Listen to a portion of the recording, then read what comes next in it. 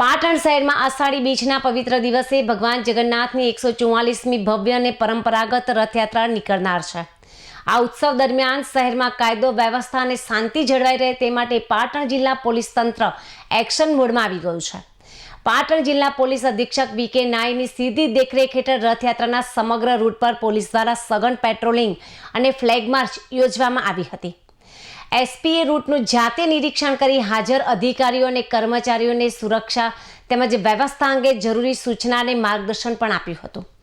Police અધિક્ષકે રથયાત્રાના મુખ્ય માર્ગ જેવા કે જગન્નાથ મંદિર, હિંગળાચાચર ચોક તેમજ બગવાડા દરવાજા, રેલવે સ્ટેશન, સુભાષ ચોક, જૂનાગંજ બજાર તેમજ દોશીવટ બજાર, 3 દરવાજા અને રતનપોળ આ તમામ વિસ્તાર સંવેદનશીલ અને મુખ્ય વિસ્તારોની મહોલ્લાપોળોના સ્થાનિક આગેવાનો સાથે રૂબરૂ મુલાકાત કરી હતી।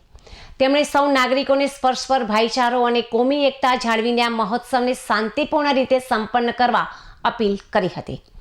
પાટણ પોલીસના સઘન પગલાંને લીધે રથયાત્રાને લઈને પ્રજામાં સુરક્ષાનો વિશ્વાસ મજબૂત થયો છે।